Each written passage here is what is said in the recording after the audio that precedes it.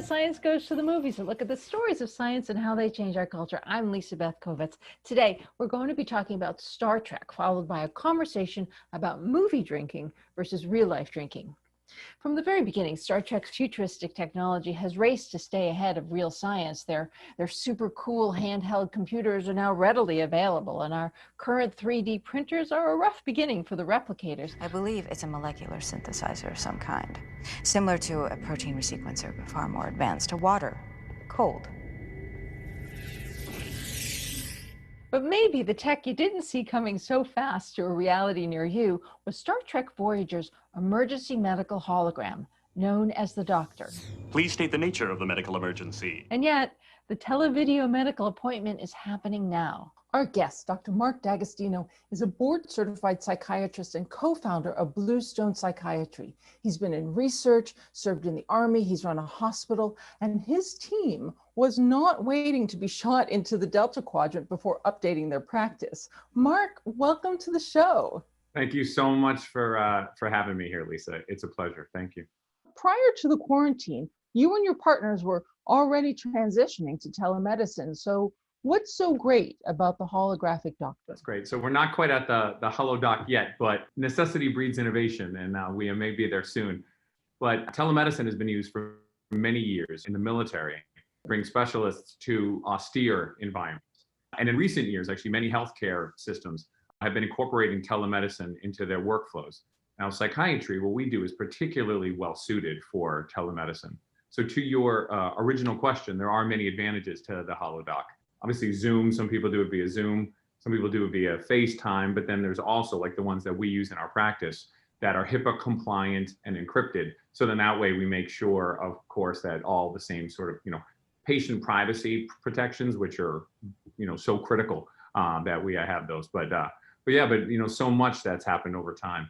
And so much of the innovation in medicine has really come from the US Army and military medicine. And so the Starship Voyager gets shot through a wormhole and ends up traveling across the galaxies. But for real people really traveling, maybe not so far, a telemedicine relationship with your doctor would be great. So Mark, when we can travel again, do you think we're going to be bringing our emergency medical interface with us as we go? So we will, of course, we'll have telemedicine as we talked about, but as time goes on, we will increasingly be wearing our emergency medical interfaces, so to speak, on our wrists, around our necks, and as, of course, in our pockets with our phones.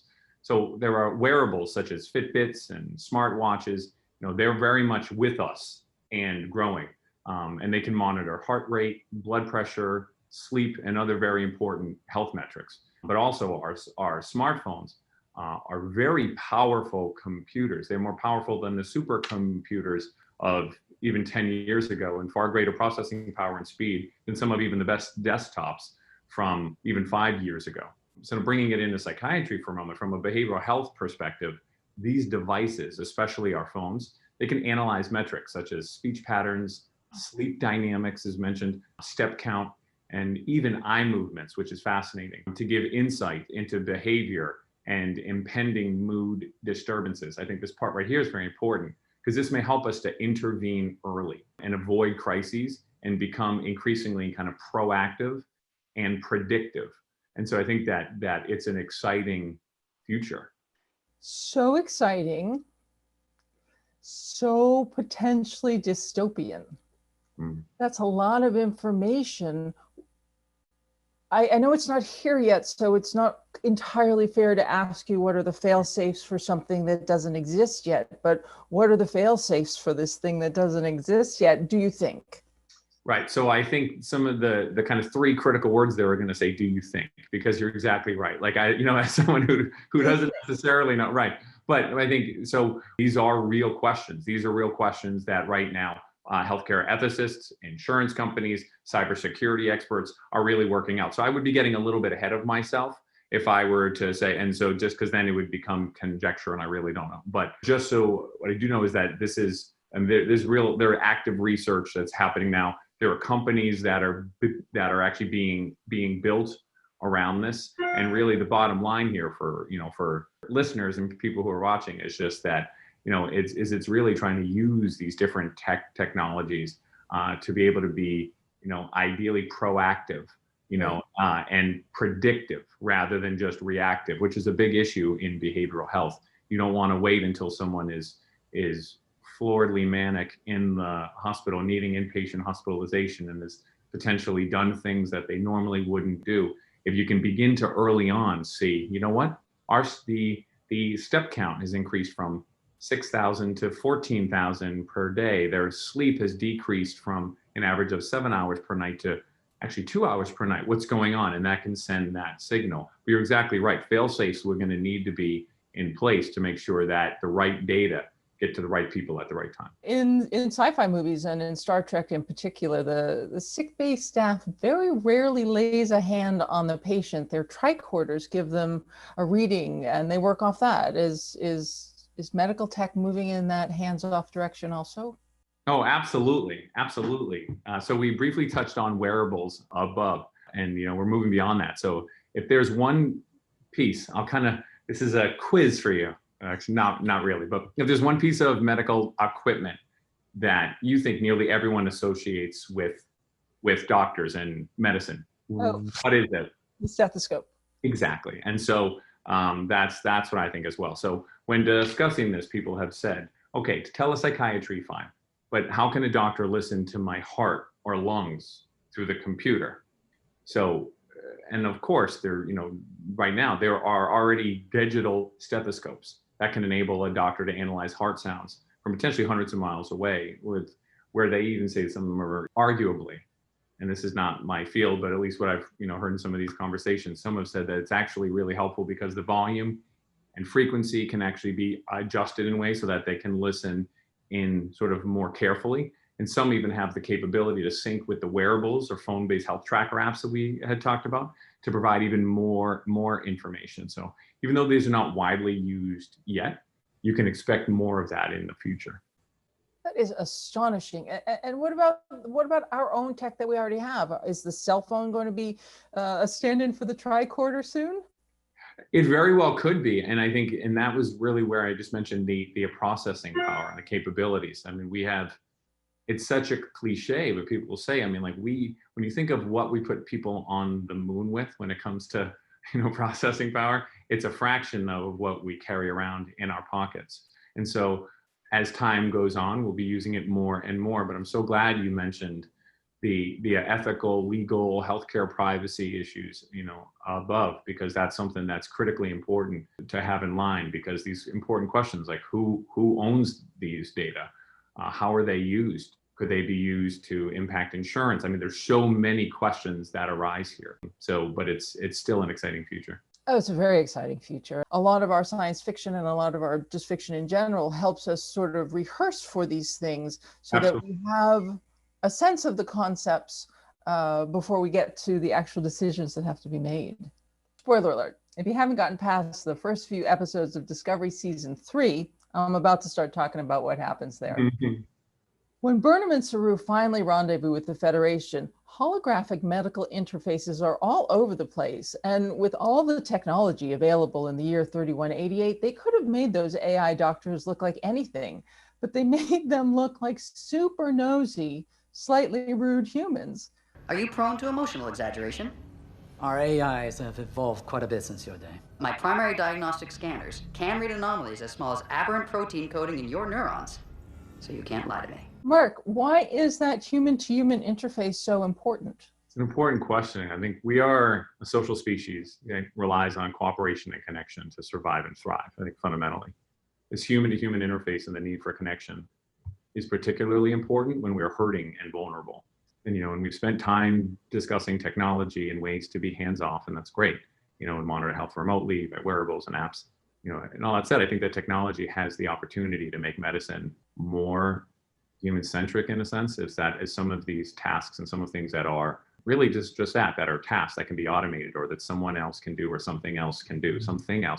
Humans will have the opportunity to be humans, if that makes sense, and really connect. And that connection is important, is critically important. And I'll just add, there's even some changes now to the MCAT, the Medical College Admission Test, which is focusing a little more on social sciences and focusing more on and looking very much for some of these I'm not going to call them soft skills as to minimize them at all, because it's the type of thing that while you're going through it, it seems like they're soft skills, but then when you're actually practicing day-to-day medicine, you're working with people, you realize how critically important they are. And so I think this is something that escapes some people, but I really do think that if we do this right, technology has the opportunity to make medicine more human-centric. Because it's going to take away the tedious tasks and leave you with the human tasks. Exactly. On Star Trek Voyager, the holographic doctor is just a computer image. Activate emergency medical holographic program. Please state the nature of the medical emergency. But over those 7 years, the crew was lost in the Delta Quadrant.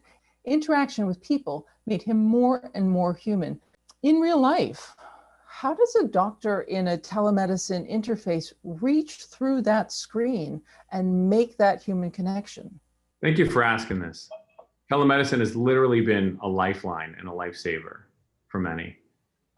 That said, there's also something important and different about being in the same place as someone, especially in psychiatry. So, and especially in interviewing, I have to tell you. Exactly.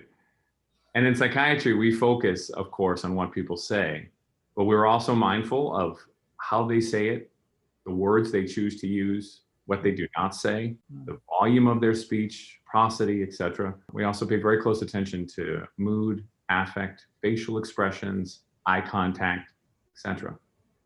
So we can still do this with medicine. It arguably just takes, more time. I think fundamentally, if people know that you are there for them, that you care, and that you either understand or are actively seeking to understand them, I think you can still reach through the screen and make that human connection, but it does take more time. And I will say, what I've even done really in my own practice, whenever we really can, I'll make sure that I'm socially distancing, N95, other mask on top of it, just so that at least that first time when I'm with a new patient, we're in the same space as much as we possibly can, and as much as it's safe, as much as it's feasible, just so that we at least have that. And that becomes our base, or our starting point, if that makes sense. And then have others that, that we haven't had that opportunity. And I have noticed that it does take more time to make that connection. It's a very important question. And what about on our side? Do you have any tips for us to prepare for our telemedicine experience? First, as I did for this call, log on a few minutes early. Okay? Truly, you want to test your system to ensure that your video and microphone are enabled, things that you would already do anyway. And so that way you can be ready when the appointment starts. Sometimes, especially when it's a new setting, people get flustered. Have your main concerns and questions written down, really to make this more efficient for all. And lastly, sort of inhale, exhale, like this is going to be easier than you think. It's really not that big of a deal. And actually, just as to sound businessy for a moment, I apologize. I had done work at New York Presbyterian. I kind of worked there in the city. And when they were rolling out their telemedicine way before any of COVID, they had been one of the leaders. Nationally, I can't take credit for it. They had been the leaders. There have been other people, and they were looking at what they call the Net Promoter Score, which is really just a marker of you almost think of it as patient satisfaction, but it's typically used more in like customer satisfaction and like really how satisfied they were.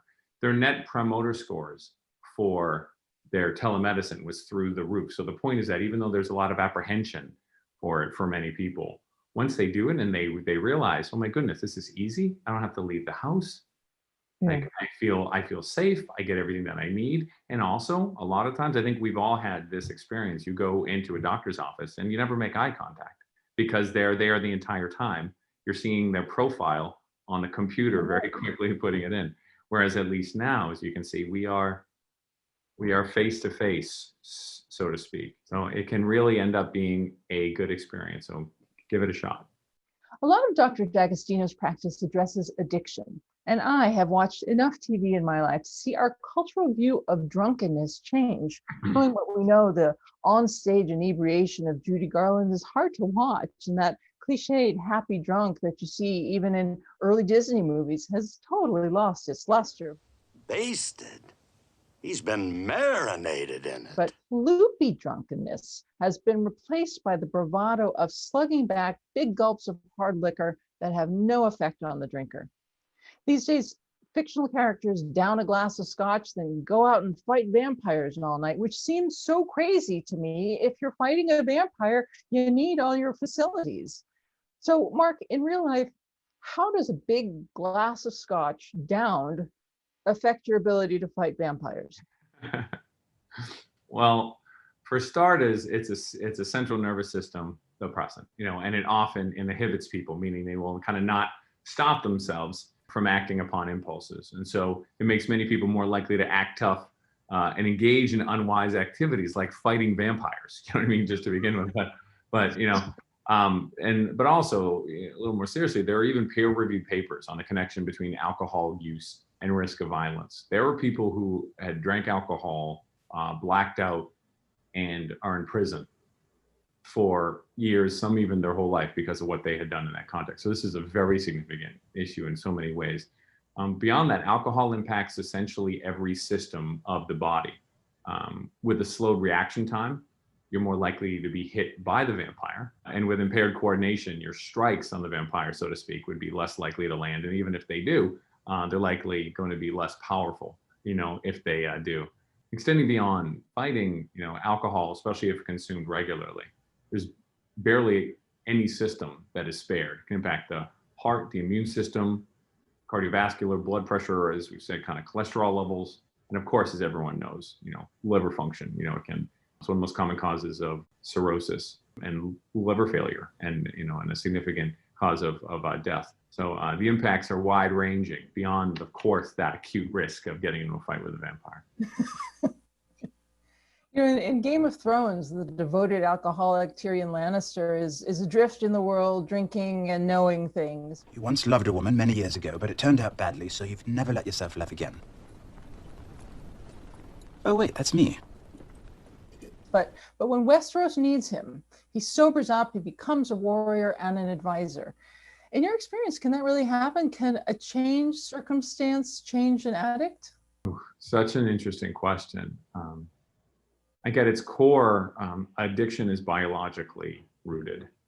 So a change in circumstance is unlikely to immediately change the increased risk of addictive behaviors, per se.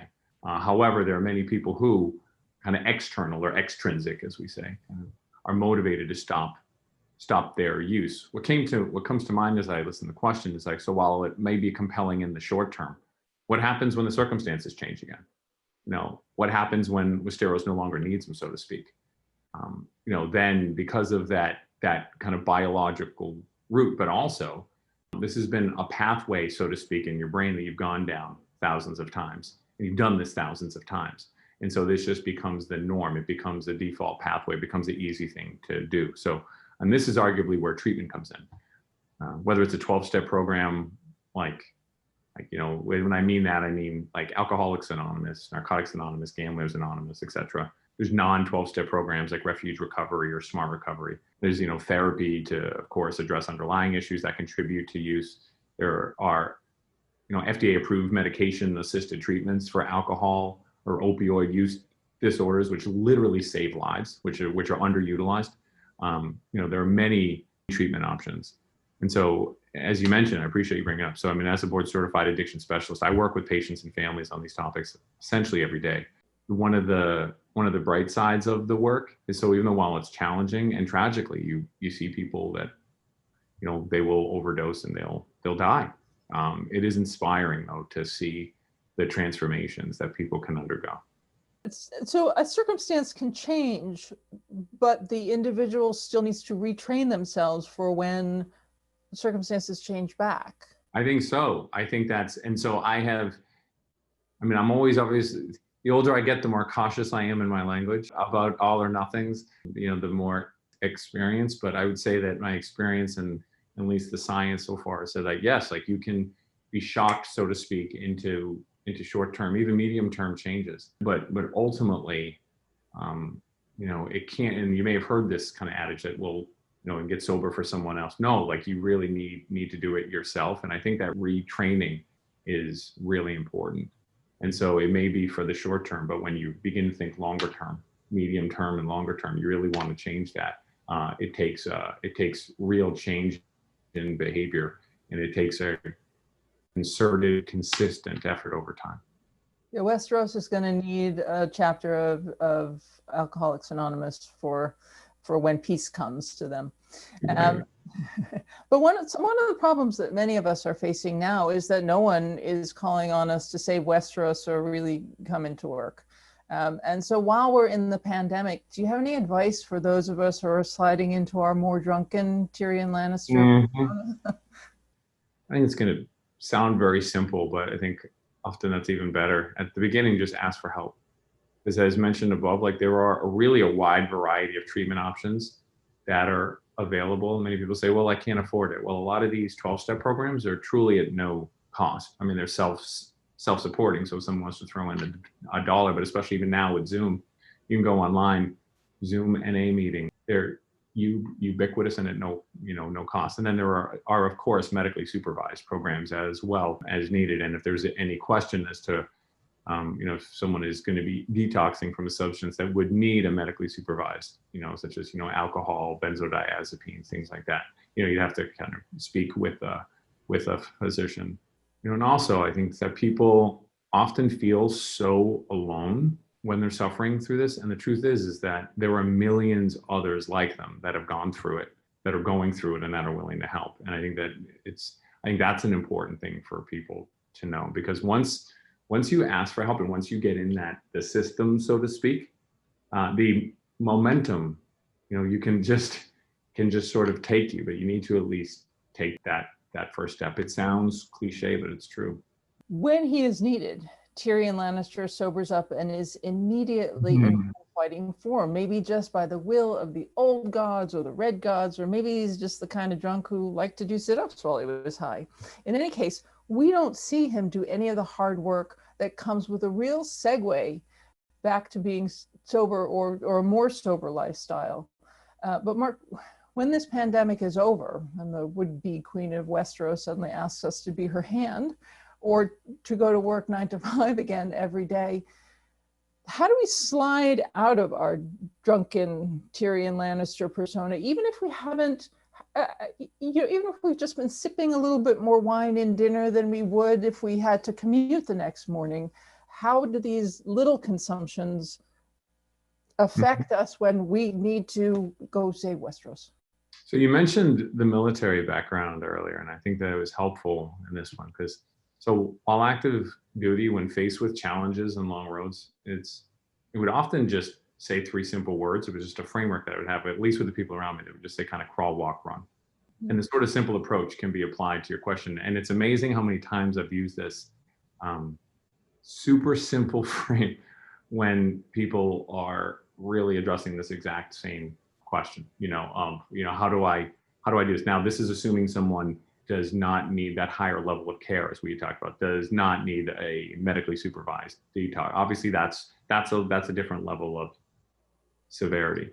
But beginning to take these steps, as you mentioned, well, if they were drinking just that little bit every or that second glass or third glass begin to crawl that back, begin to stop that, begin to, like I said, crawl, walk, run. And if it turns out that, well, actually, when they stop drinking, actually they get, I don't know if you can see my hands, they get that little tremor starts, they're sweating, or they're really, they're getting insomnia, they're feeling, that's a sign that your body, your brain is sending a signal throughout your body saying, hey, I need some more. Like, that's an issue. And those are times that puts people at risk of seizures, etc. So those are the times that people would also want to reach out. But I think if there's something to keep in mind, so 3 simple words would be crawl, walk, run. Crawl, walk, run. Let me just clarify, because I think this is very important. If, as we're sliding, we have a vaccine, we're going back to work, we're not drinking so much. If we're experiencing certain physiological changes, sweating, shaking, that's the time to seek medical help. Yeah, and essentially right away, because the risk of seizures, the risk of that is greatest in that, these initial sometimes hours to days, after you've stopped.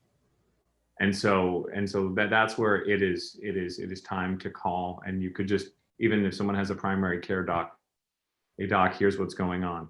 Or they could do a telemedicine visit, or especially if it's severe, and especially if someone has a history of prior withdrawal seizure or serious alcohol or substance use withdrawal, then you could even go to the ER and they can manage that right away.